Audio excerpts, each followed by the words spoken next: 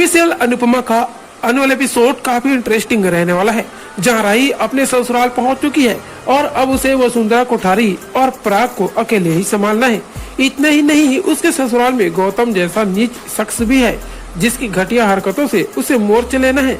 ससुराल पहुंचते ही वसुंधरा कोठारी अपनी बहू को समझाती है कि वह अब कोठारी परिवार की बहू है, इसलिए उसे हर चीज सोच समझ कर करनी पड़ेगी।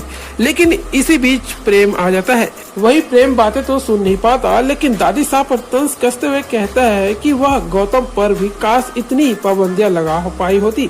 मुंह दिखाई की रस्म में भी तमाशा होता है और प्रेम इसलिए औरतों को वहाँ से भेज देता है क्योंकि राही की तबीयत ठीक नहीं होगी, और इस पर मोटी बा को मेहमानों की जली कोटी सुननी भी पड़ती है, क्योंकि मेहमान कहते हैं कि जब बहू की तबीयत ठीक ही नहीं थी तो हमें बुलाना नहीं चाहिए था।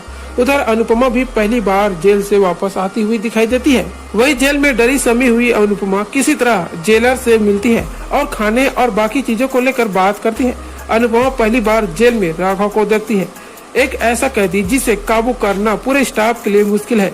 लेकिन क्या राघव की कहानी अनुपमा के पति अनुष्का पड़िया के अतीत से जुड़ा है, या फिर कहानी में एक और लीड कैरेक्टर जुड़ने जा रहा है?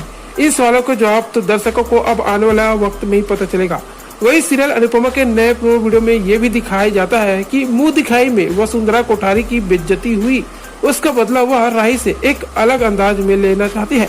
वह अपनी बहू के लिए बड़ी बड़ी चमकदार थालियां लेकर आती है और उसे इन्हें अलग करने को कहती है।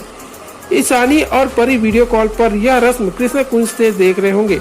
अनुपमा भी वीडियो कॉल पर भी अपनी बेटी को यह रस्म करते हुए दिखाई और बहुत डरी हुई होती है कि कैसे मोटी माँ ने जानबूझकर इस रस्म को मुश्किल बना दिया है। अब आगे क्या होगा ये जानने के लिए आप चैनल पर जुड़े रहिएगा।